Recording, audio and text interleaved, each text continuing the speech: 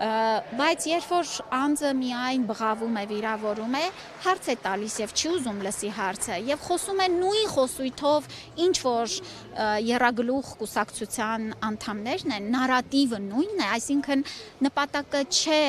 հարց բարձրացնել եւ ստանալ պատասխան, նպատակն է բղավել, վիրավորել, սադրել ու թողնել գնալ, բան չի մնում, քան թե եզրակացնել, որ սա մի ընդհանուր նարատիվի մաս է։ Տիկին Ավանեսյան, Սա էլ ասեմ, ուզում եմ կրկնել։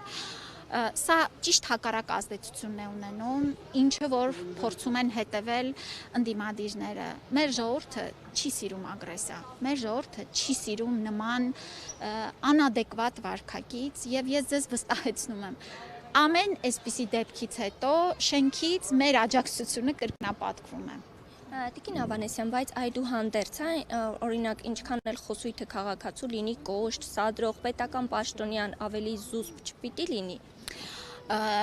Գիտեք, սադրող, կոշտ, կոպիտեր, այո մենք էմոցիոնալ ենք եւ վարչապետի խոսքի մեջ մեկ այսպես երանգ քաղաքացու նկատմամբ չի եղել։ Եղել է խիստ, կոռեկտ քաղաքական, գուցե էմոցիոնալ, բայց քաղաքական անդրադարձ։ Ես որ ասում են լակոտներ, փախածներ, սաղիթ բռնելու ենք, կներեք կզացնենք, դա քաղաքական նորմալ քաղաքացու հետ շփվելու ժամանակ չի եղել, դա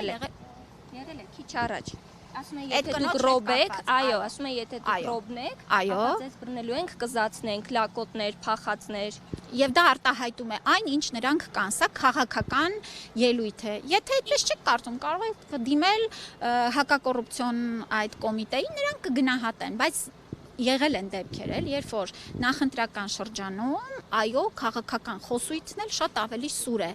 Բայց նորից եմ կրկնում, ես շատ կուզեմ, որ անդրադառնանք նաև ընդդիմադիրներին, ովքեր քաղաքական խոսույթ չունեն, այլ անձի արժանապատվությունը վիրավորող, միայն նսեմացնող արտահայտություններ են իրենց թույլ տալիս։ Ես շատ ուրախ կլինեմ, եթե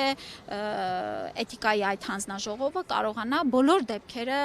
դիտարկել եւ հանդես գա հայտարարությամբ։ Իսկ սա ԿՊ էթիկայի կանոնագրքի խախտում չէ։ Ոչ, ես կարծում եմ սա հստակ քաղաքական ուղերձ է եւ այո, ես արդեն երկրորդ անգամ եմ հետ մնում մեր թիմից։ Այո, իհարկե կմոտենամ։ Սա քաղաքական խոսույթ է։ Եվ վարչապետը ամեն անգամ շեշտում է, որ ժողովուրդն է պատասխանը տալու, ժողովուրդն է որոշումը կայացնելու եւ մենք հլու հնազանդ ժողովրդի կամքին միշտ ենթարկվել ենք եւ ենթարկվելու ենք։